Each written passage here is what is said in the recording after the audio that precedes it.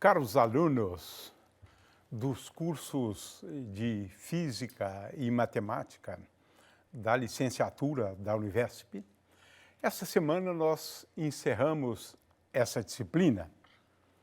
Hoje vamos falar desse tema. Equilíbrio mecânico, seria melhor até, dos corpos rígidos e também equilíbrio quando nós analisamos o movimento das partículas, né? Em que condições ocorre o equilíbrio? Essa é uma das preocupações que nós temos. E, para responder a esta pergunta, ou a estas questões, recorremos à estática. Mas o que vamos fazer hoje é um pouquinho mais do que é usualmente denominado estática. Muito bem. Então, o equilíbrio mecânico ele pode ser analisado sob vários aspectos, né? Vários ângulos eu posso analisar esse problema. Primeiramente, a questão do equilíbrio do ponto material, do corpo rígido e também de sistemas de corpos rígidos. Então, eu posso analisar o equilíbrio de um corpo, de vários corpos ou do ponto material. Eu posso estudar as condições mediante as quais ocorre o equilíbrio. E agora a gente poderia até falar de dois tipos de equilíbrio, né? O equilíbrio estático e o equilíbrio dinâmico, porque nos dois casos nós fazemos a mesma exigência, né? Que a força resultante sobre os corpos seja igual a zero. De forma que nós vamos aqui analisar só o equilíbrio estático, onde o sistema, pode ser uma partícula só, começa em repouso. As condições iniciais, portanto. Aqui nós estamos falando do equilíbrio estático. Nós também podemos proceder à análise da estabilidade quando o sistema se encontra em equilíbrio. É disso que nós vamos falar um pouco. Então, a gente vai um pouquinho mais longe do que a estática, porque a gente pode estudar, por exemplo, se o equilíbrio é estável, se eu der um pequeno deslocamento à partícula, ela volta. Qual é um movimento subsequente a um deslocamento da partícula a partir da posição de equilíbrio?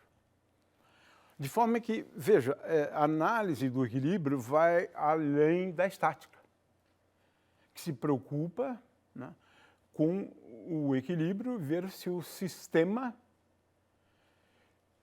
está em equilíbrio, né? Vamos ver as condições para que isso ocorra, né? Muito bem.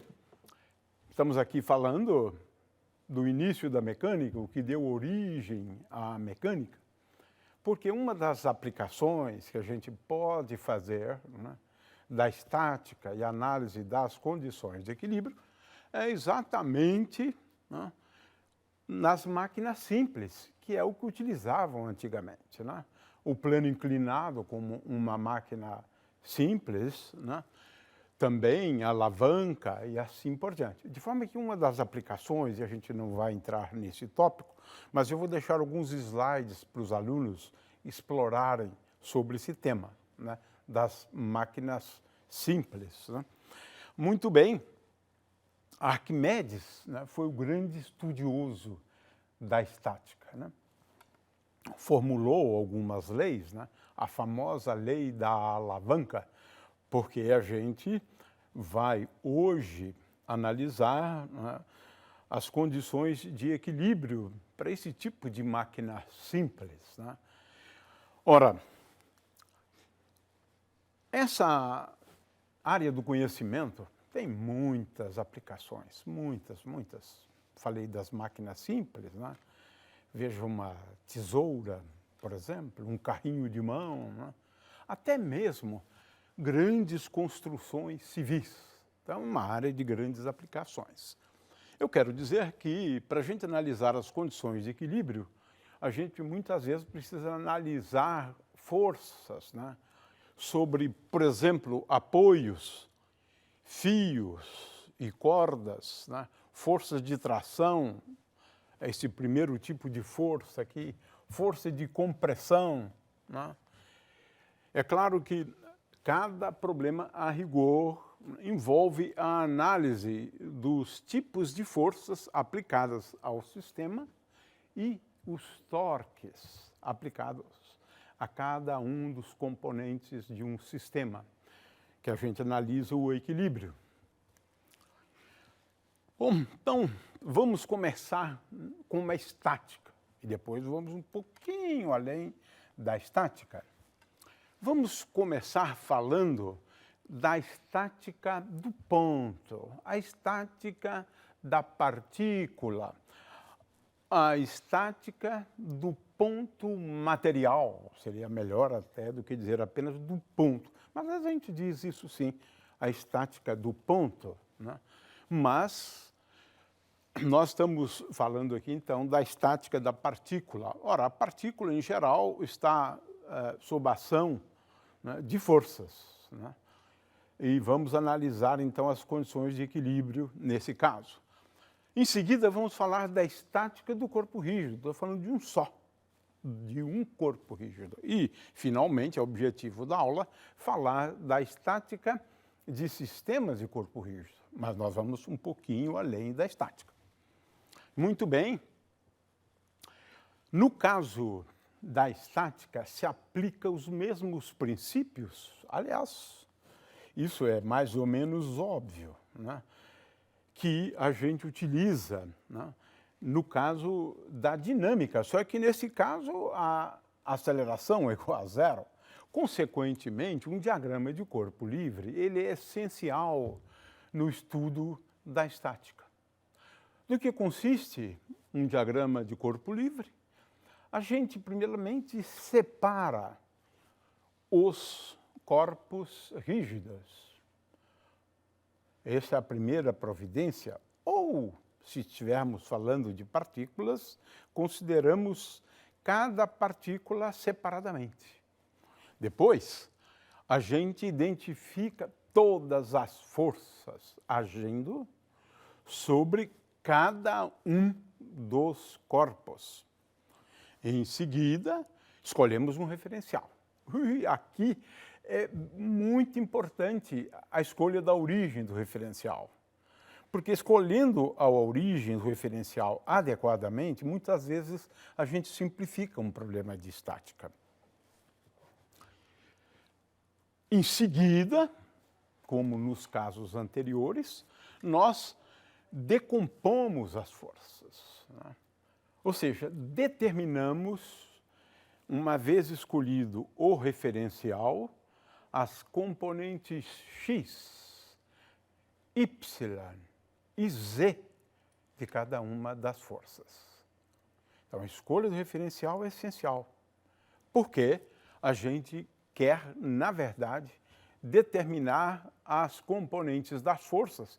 E é claro que, a partir dali, a gente determina as componentes das forças resultantes agindo sobre o corpo. Finalmente, aplicamos as condições de equilíbrio, né? Aqui é importante decompor não só as forças, como também as componentes dos torques aplicados aos corpos. Muito bem. Vamos então começar com o equilíbrio do ponto material. Nós dizemos que um ponto material está em equilíbrio, aqui estamos falando, na verdade, da estática, né? Se a soma de todas as forças agindo sobre o ponto material, é isso que temos aqui nesta expressão, for igual a zero. É claro que nós estamos admitindo que originalmente ele esteja em repouso, então ele vai permanecer em repouso. Dito de outra forma, na verdade, essa condição se desdobra em três outras condições, né? a soma das componentes I de todas as forças, ou da força resultante, né? A componente X da força resultante é igual a zero, a componente Y da força resultante é igual a zero, a componente Z da força resultante é igual a zero. É isso que está especificado aqui. Às vezes a gente fala de equilíbrio também de um ponto, né? Por exemplo, este aqui, né? E aí a gente analisa a soma das forças agindo nesse ponto aqui, né? Então, esse aqui é um bom exemplo, né? E aqui eu tenho, na realidade, né, que determinar as forças agora sobre esse ponto. Então, eu tenho uma força T agindo para cá, e uma força T agindo para cá, e a força peso. E aqui uma outra força de tração, né, neste ponto. Muito bem, então é essencial decompor e usar as condições de equilíbrio. Às vezes, nós estamos falando do equilíbrio quando age sobre um corpo que depende da posição. Eu vou analisar aqui só o caso simples, onde depende da posição determinada pela coordenada x. São forças unidimensionais, a rigor, né, que nós estamos analisando aqui. Por isso nem utilizamos aqui o vetor, não. Utilizamos F. Esse F aqui é Fx, na verdade, né? Então, uma força que depende só da coordenada x, né? Sabemos de um exemplo já importante, né? Uma força elástica, por exemplo, né? E a condição de equilíbrio, quando temos uma força que depende da posição, é a seguinte: num determinado ponto, né? Agora esse é o ponto de equilíbrio. Num determinado ponto, a força que age sobre o corpo se anula. Sim, é essa a condição, né, do equilíbrio. Quando, né, mas é análogo ao caso anterior, né? É que aqui temos só uma força que depende da posição e eis que essa força, num determinado ponto, se anula. Esse ponto é um ponto de equilíbrio, caracterizado pela coordenada x índice 0. É o que consta aqui, né?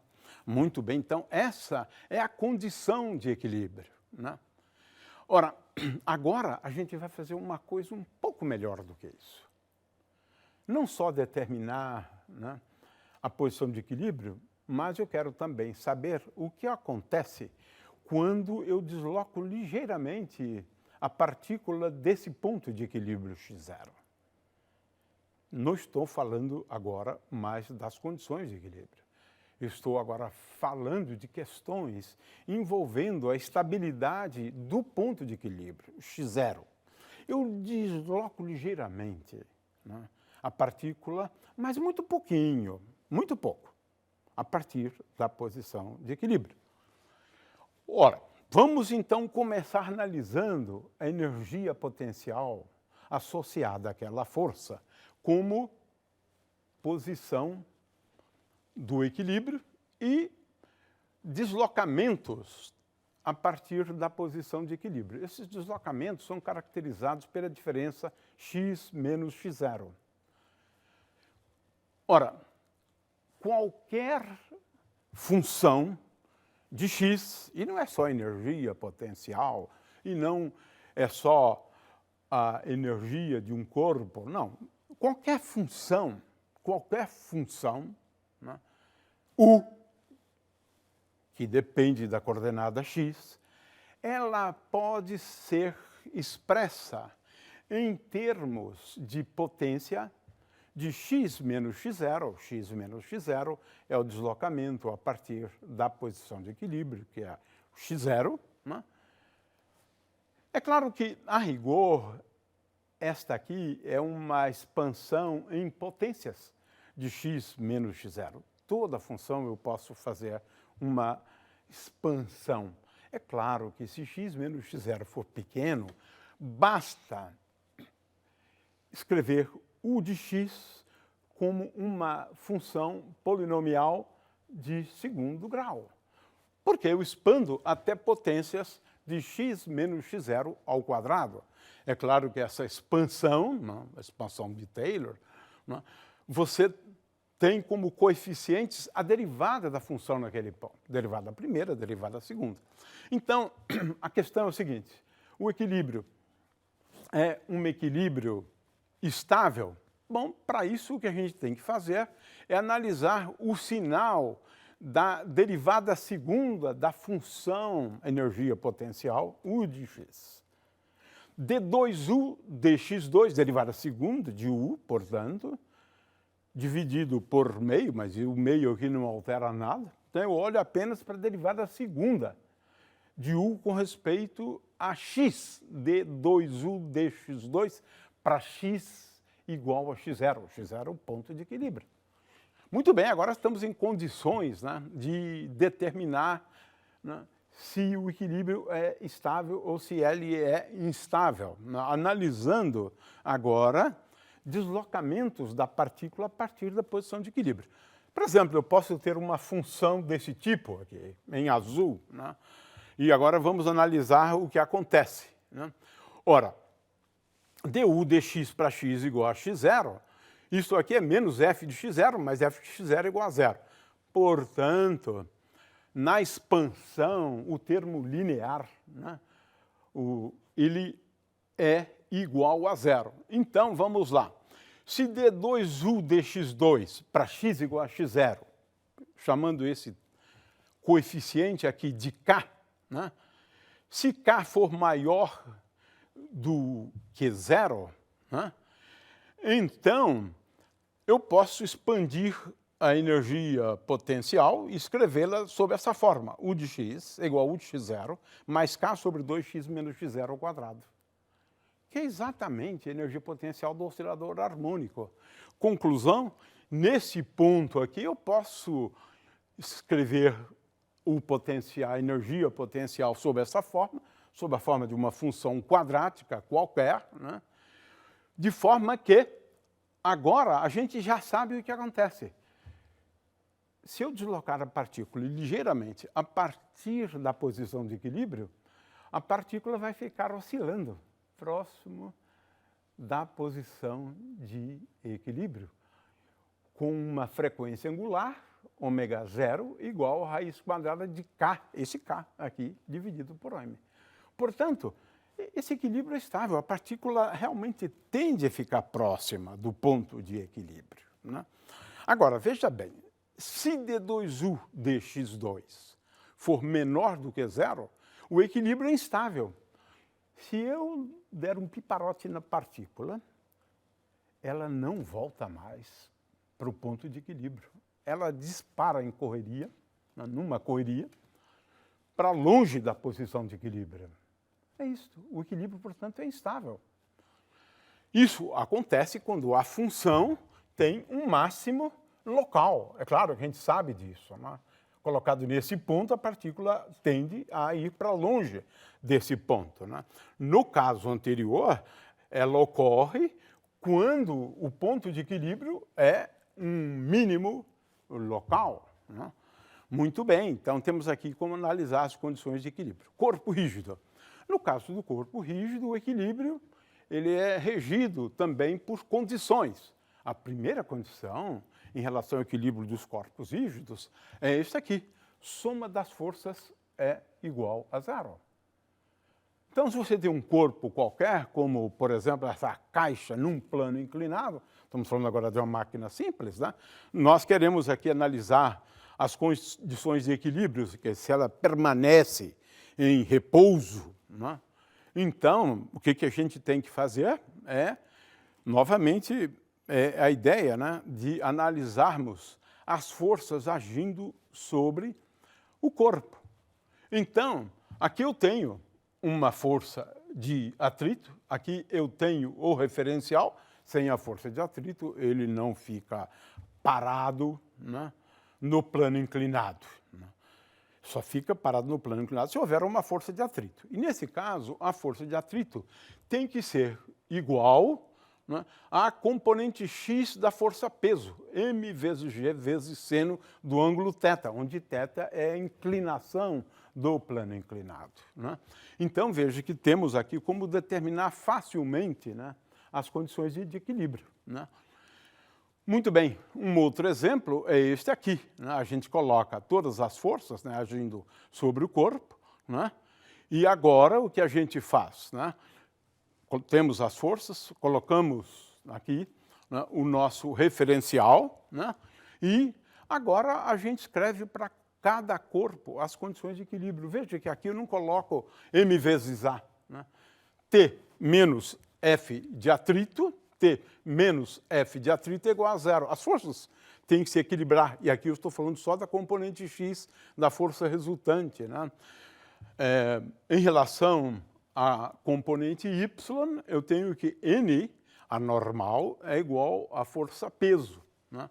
E veja que, como é mais fácil as condições de equilíbrio, nesse caso, para ele permanecer em repouso, T, a força de tração, né, tem que ser igual ao peso do corpo B. Então, veja, é uma situação mais simples de se analisar do que realmente a dinâmica, né? Equilíbrio de um corpo rígido é estável, instável, ele é indiferente, né? Isso é bem interessante.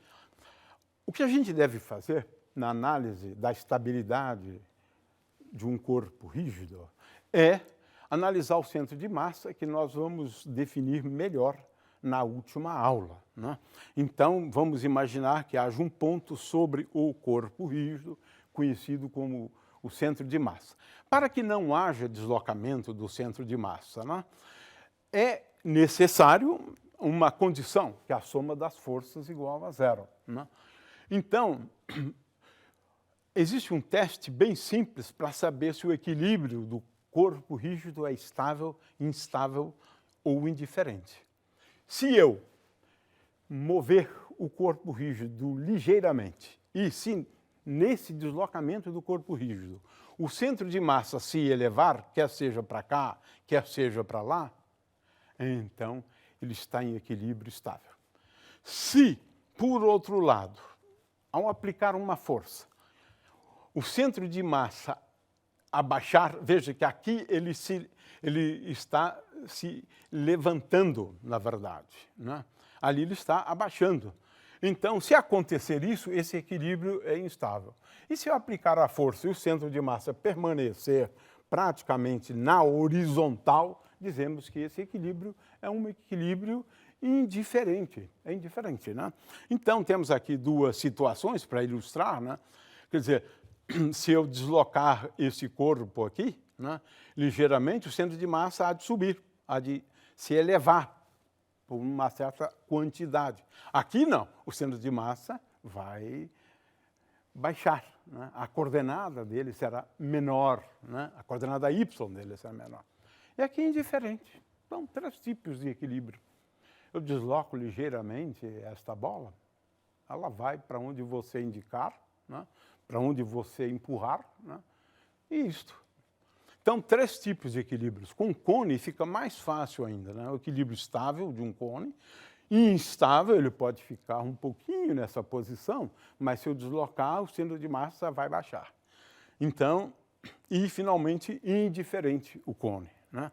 Então, são esses equilíbrios do corpo rígido, da análise da estabilidade, né, do equilíbrio, né? É claro que não podemos deslocar muito a posição do centro de massa, porque muitas vezes a gente acaba atingindo um ponto de equilíbrio, como, por exemplo, esse, no qual o centro de massa aponta para um ponto que já está fora do ponto de apoio do corpo rígido, né? Muito bem. E com respeito a rotações, então, o equilíbrio do corpo rígido, em primeiro lugar, ausência de translações do centro de massa, soma de Fi igual a zero e a soma dos torques igual a zero. É isso. O que nós estamos dizendo com isso? É que a soma das forças agindo sobre o corpo, se é uma força resultante nula, então o centro de massa, se ele estava em repouso, ele permanecerá em repouso. É isso. Equilíbrio, portanto, do corpo rígido. Agora, essa não é a única condição. A outra condição é que não haja torques aplicados ao corpo rígido, né? Por exemplo, aqui estamos aplicando um torque sobre a direção, duas forças de mesmo módulo, mesma direção, em sentidos opostos, né? É um binário, então o volante há de se deslocar, né? Então, a condição de equilíbrio é aquela, soma dos torques das forças agindo sobre o corpo rígido é igual a zero. Como é que a gente calcula o torque? Né? Eu tenho aqui o vetor posição R, né? Eu tenho o vetor posição R, eu tenho aqui a força F, e agora eu calculo o torque usando... Aqui é preferível usar a representação geométrica. O módulo do torque é igual a R vezes F vezes seno do ângulo θ, o ângulo entre os dois vetores, e para se determinar o sentido, eu utilizo a regra da mão direita. Eu trago R até F e o polegar indica o sentido do torque. É importante agora aprender a calcular torques, né? Muito bem, então, se eu tenho um sistema, por outro lado, é simples. Eu utilizo as mesmas regras, só que para cada um dos corpos rígidos que pertencem ao sistema. De forma que agora tudo se trata de fazer exercícios, né? Na determinação de torques, né? Eu aplico uma força como esta aqui para lá, né? A posição R é para cá, consequentemente o torque aqui está para cima, é R vetor F, né? Muito bem. Ali também a gente pode analisar a questão do torque, né, de um sistema, né, que é um sistema binário, né, e veja que, nesse caso, o torque desta força aqui, né, ele está entrando aqui, né, R vetor F para cá, né? Muito bem. Então, esse é o aspecto aqui importante a ser considerado, né? Muito bem.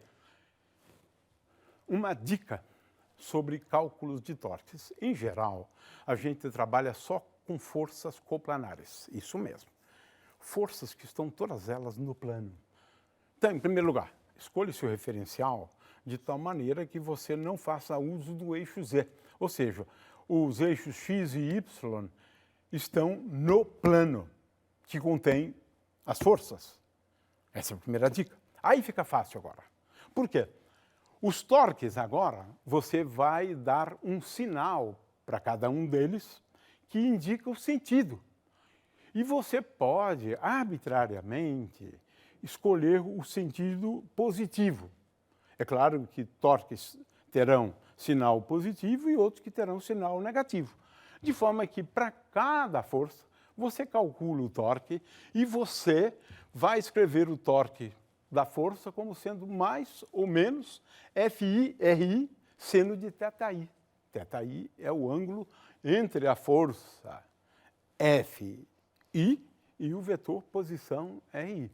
De forma que a gente só vai dar problemas bidimensionais. E você tem que usar essas regras, né? Ou seja, uma regra para você determinar o sentido positivo dos torques é da sua livre escolha, né? E agora utilizar essa fórmula. E tudo que você vai fazer é calcular a soma, para ver se a soma é igual a zero ou não. A condição para que haja equilíbrio na estática é a soma dos torques igual a zero. Nós vamos dar alguns problemas, né, fazendo uso dessa regra. Os problemas de estática sempre recaem nisso, especialmente do corpo rígido, é claro, né? Então, aqui eu tenho um exemplo, né, várias forças, você deve colocar todas as forças, né, fazer as projeções das forças e calcular os torques, né? Aqui estão todas as forças, né? A massa do homem, a massa da prancha, né? Essa força de tração, que estamos chamando de T, e aqui a reação da parede. Essa reação, a priori, é muito difícil determinar exatamente a direção dela, né? Isso você vai determinar a posteriori, usando as condições de equilíbrio, né? Outra coisa, Nesse problema, por exemplo, para resolvê-lo, é muito mais fácil se você tomar aqui a origem do referencial. Você tem que tomar aqui a origem do referencial. Então, temos aqui exemplos relativamente simples, né? Você vai verificar, né, que para que haja o equilíbrio, essa distância L1 vezes F1 tem que ser igual à distância de L2 vezes F2. É o princípio da alavanca, mas verifique isso calculando os torques, né? Porque aqui eu tenho o vetor posição R, digamos, se eu escolher aqui no meio, veja, escolho aqui no meio, no fulcro, na verdade, o ponto de apoio, né, dessa tábua, por exemplo, né? Então, veja, R1 vetor F1 está para cá, né? E veja que agora R2 vetor F2 está para cá. Veja, consequentemente, a soma dos torques tem que ser igual a zero. Mas um tem um sinal e o outro tem um sinal oposto, né? E você vai ser levado a essa condição. Aqui é a mesma coisa, é o mesmo problema aqui do guindaste, né? Posso colocar o referencial aqui, a origem dele, né? Mas eu tenho aqui uma força, aqui uma outra força, e eu sei essa distância e quero determinar essa distância. É um problema bem simples mesmo, né? Apliquem aquela regra, né? 4 vezes 240 é igual a x vezes 80. Verifique isso aqui explicitamente, né? Muito bem, então são problemas relativamente simples, né? Infelizmente, não haverá tempo de aplicar isso aqui às máquinas simples, mas podem ter certeza. No caso da alavanca, por exemplo, é muito fácil fazer uso dessas regras e a gente não vai, então, entrar em uma discussão, né? Mas eu coloco na apresentação elementos para vocês aplicarem as condições de equilíbrio às máquinas simples, né? Em especial, né, a questão do plano inclinado e da alavanca, né? E essas duas máquinas simples, elas são extremamente úteis, na verdade, né? Tenho aqui, então, alguns exemplos e eu sugiro, então, ao estudante que ele vá um pouquinho mais longe na apresentação, porque não haverá tempo para a gente falar sobre máquinas simples.